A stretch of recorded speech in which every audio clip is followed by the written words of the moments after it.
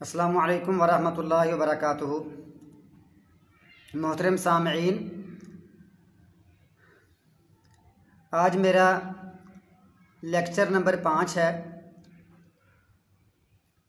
Lecture number 4 में हम बता चुके हैं कि हदीस की सनद का जो आखिर है उसके इतबार से इसके 3 किस्में हैं। मरफू हमने बताई, मौकूफ़ बताई, मकतूब बताई। मरफू जिसकी सनद अल्लाह के नबी तक पहुंच जाए, मौकूफ़ जिसकी सनद सहाबी तक पहुंच जाए, मकतूब जिसकी सनद ताबी तक पहुंच जाए। आज फिर थोड़ी सी मरफू की आगे मज़ीद वजाहत है कि मरफू की कई अक़साम हैं। बाज़ दफ़ा कोई हदीस मरफू होती है, वो होती है मरफू कौली। बाज़ दफ़ा मरफू फ़ेली, बाज़ दफ़ा मरफू तकरीरी, बाज़ दफ़ा मरफू वस्फ़ी, बाज़ दफ़ा मरफू हुक्मी।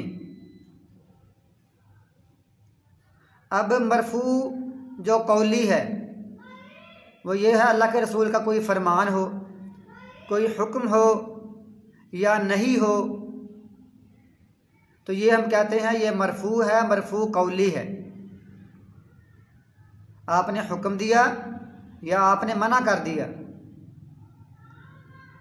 और इसी तरह मरफू फ़ेली, अल्लाह के नबी का कोई अमल, आपने वुज़ू किया, आपने रोज़ा रखा, आपने नमाज पढ़ी, तवज़्ज़अ के अल्फाज हों या सल्ला के अल्फाज हों या स्वामा के अल्फाज हों, तो ये होती है मरफू फ़ेली।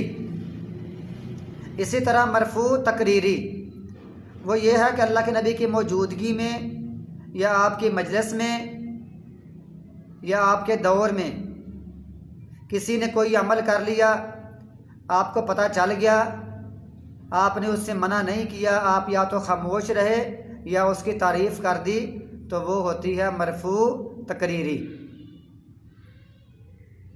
एक होती है मरफू वस्फ़ी। मसलन वस्फ़ी ये होती है कि अल्लाह के नबी का अखलाक, अल्लाह के नबी का कोई ऐसी सिफ़त बयान कर दी जाए, उसे कहते हैं मरफू वस्फ़ी। जैसे अल्लाह के नबी कान नबी सल्लल्लाहु अलैहि वसल्लम अहसनुन नासी खुलुकन, अल्लाह के नबी सबसे अच्छे अखलाक वाले थे, ये वस्फ़ी है। ऐसे ही जैसे रसूलुल्लाह सल्लल्लाहु अलैहि वसल्लम रमज़ान में बहुत ही लोगों से ज़्यादा सखी होते थे और सखावत करते थे, सदका खैरात करते थे, ये वस्फ़ी हो गई। इसी तरह मरफू हुक्मी, ऐसा अमल जो ज़ाहरी तौर पर तो अल्लाह के नबी की तरफ मंसूब ना हो, लेकिन वो किसी सहाबी का कोई कौल हो, तो जिसमें ये मौजूद हो कि ये अल्फाज वो सहाबी अपनी तरफ से नहीं कह सकते, इन अल्फाज में कोई इज्तिहाद की, कोई अपनी समझ की गुंजाइश नहीं है। सहाबी का कौल जिससे ये साबित हो कि ये अल्फाज ये सहाबी ख़ुद नहीं कह सकते, अपना इज्तिहाद नहीं कर सकते, तो वो कहते हैं कि ये जो है ये मरफू हुक्मी है। हुक्मान इसको हम मरफू के दर्जे में रखेंगे, इसको मरफू की कैटेगरी में शामिल करेंगे। मसलन अब्दुल्ला बिन मसूद के अल्फाज हैं, मन अता साहिरन औ काहिनन औ अर्राफन फसद्दक़हु बिमा यक़ूलु फ़क़द कफ़रा बिमा उन्ज़िला अला मुहम्मद सल्लल्लाहु अलैहि वसल्लम। इब्न मसूद रज़ी अल्लाह तआला अन्हु फरमाते हैं कि जो बंदा किसी काहिन के पास, किसी जादूगर के पास गया, किसी काहिन के पास गया, किसी अर्राफ के पास गया, फिर उसकी बातों की तस्दीक कर दी, तो उसने रसूल करीम पर जो चीज़ उतारी गई है उससे कुफ़र किया।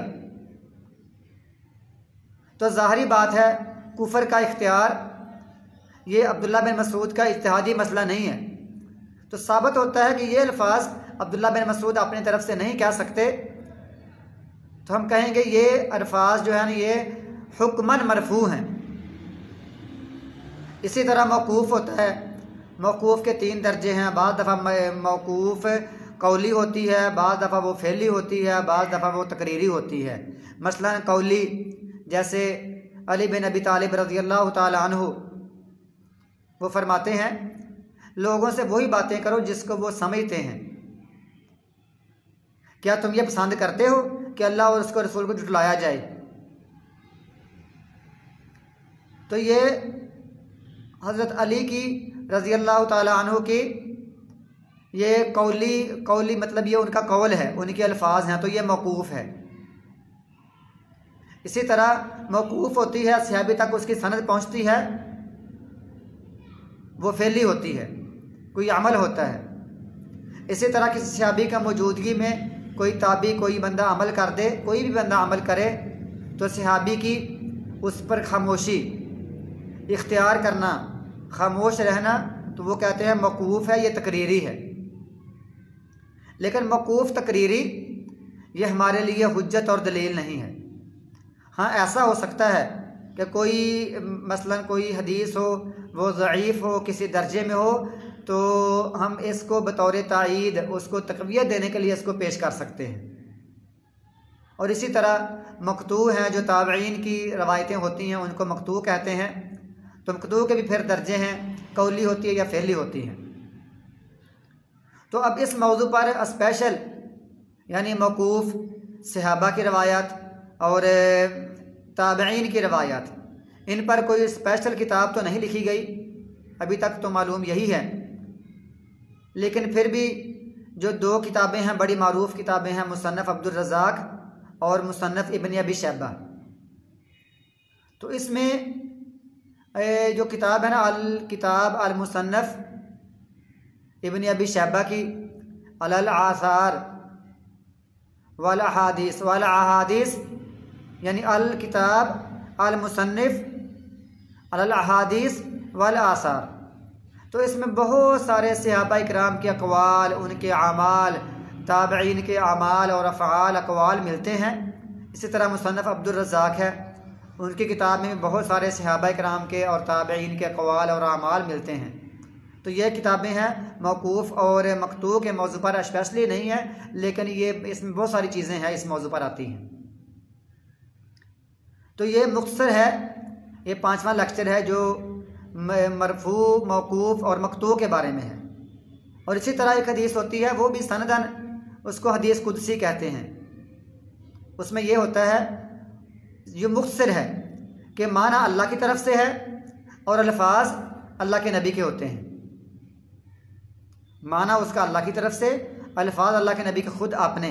और इसमें और कुरान पाक में फ़र्क है, कुरान पाक का एक हर्फ पढ़ें 10 नेकियां मिलती हैं। इसी तरह कुरान पाक का इनकार करना कुफ्र है, और हदीस कुदसी का 10 नेकियां नहीं मिलती एक हर्फ पढ़ने से। इसी तरह कुरान अगर हदीस कुदसी का कोई अगर वो मुतवातर ना हो, उसका इनकार कर दे तो बंदा काफिर नहीं होता। तो ये कुरान पाक मोजज़ा है और ये हदीस कुदसी मोजज़ा नहीं है, इसमें बहुत सारे फ़र्क हैं। तो ये भी सनदन अल्लाह ताला तक पहुँचती है हदीस कुदसी। अल्फाज अल्लाह के नबी के होते हैं और माना अल्लाह ताला की तरफ से होता है। और अल्लाह ताला बाज़ दफ़ा अल्लाह के नबी के जहन में ये इल्का करते हैं, अल्फाज मतलब माना डालते हैं। और जो कुरान पाक होता है वो तो जिब्रील अलैहिस्सलाम फरिश्ते के ज़रिए से वही आती है। इंशाअल्लाह ताला अगला लेक्चर हमारा होगा, जो 6ठा लेक्चर होगा, वो आगे सनद के एतबार से होगा कि